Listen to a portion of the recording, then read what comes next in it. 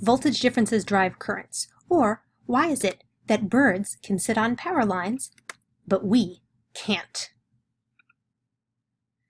In the first place, the power lines are not just power lines. They're part of the whole circuit.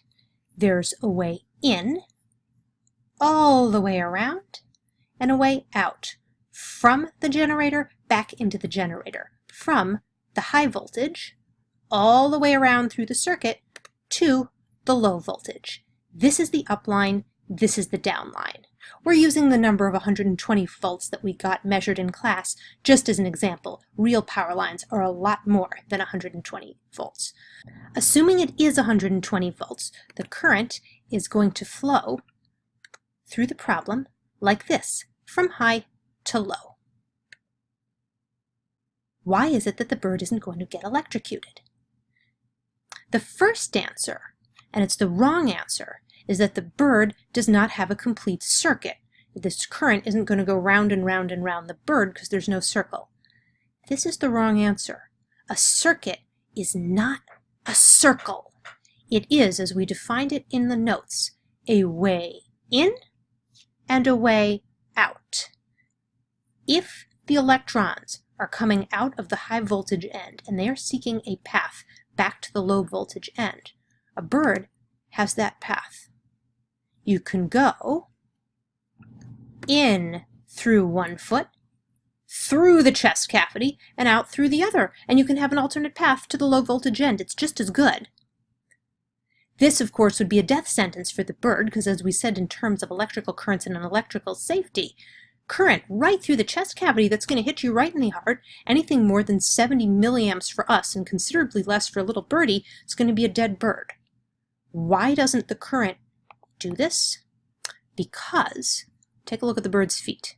Figure out why no current is going to run from this wire to this wire. Pause the video, plus play when you're ready. Ready? Look at the voltage difference.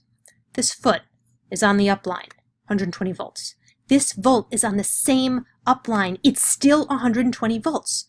No current will flow because there's no voltage difference. It's not going to go out of its way to go from 120 to 120 and be no better off than it was before. So that's great. We should be able to sit on power lines, no trouble at all. Why can't we do this? Answer: we have to start here. Birds can fly. We can't. By definition, we start on the ground. What's ground? Bless my soul, ground is 0 volts.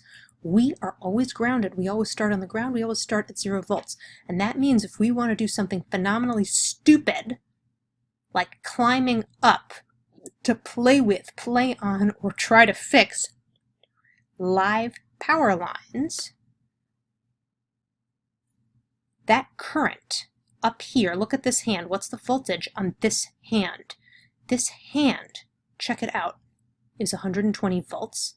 And this foot is touching the pole is touching the ground, the green grass grows all around, and it grows at 0 volts. We've got a voltage difference here between 120 and 0 volts. 120 minus 0 is still 120. That is a huge voltage difference. And the current is not just going to flow from 120 down, it's also going to flow from 120 to 0 down like this. Right through us, right through our chest cavities. If you want to Google on YouTube the workers in Thailand who did not make sure the power lines were off before they climbed up for maintenance, you can go see what happened to the guy. I believe he was okay in the end after a long hospital stay. It's not pretty. His friends are horrified. They should have checked to make sure the lines were down first. We can't do this because we are grounded. The birds can fly. We can't. The only problem for the birds is when the birds get a little bit too big for their britches. Little songbirds can sit on flower lines, no problem at all. But in the 1980s, there was a problem with big, enormous, endangered birds of prey who'd come flapping down from the sky to sit on power lines like this. Check it out. Back wing is touching the up line. front claws are touching the down line, 120 minus negative 120, that's 240 volts of voltage difference. That's a huge voltage difference, and the current is going to flow in through the back wing, through the chest cavity, down for the front foot.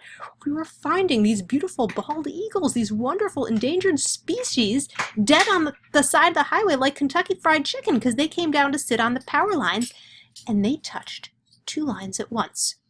This is one of the problems with actually being able to fix. The environmentalists in the 90s made such a stink about it that when the power companies had to redo those lines anyway, they moved them further apart. They put the up line and the down line as far away from each other, farther than the biggest wingspan of the biggest bird of prey in the nation, so that no matter how much it would flap, it could never touch the up line and the down line at the same time. We can't do this because we're grounded. Never mind touching two lines at once. If we touch one line plus the ground is still a voltage difference. You may ask, what if we jumped? What if we jumped from here 100 feet up in the air to swing on the power lines? Would we be okay? Would we? This is engineering class. The answer is you'd break your legs on the way down when you let go of the power lines, so no. Oh, but what if we could fly? Well, go on to the next video clip. Check out the lineman in his helicopter and see what could happen if people could fly.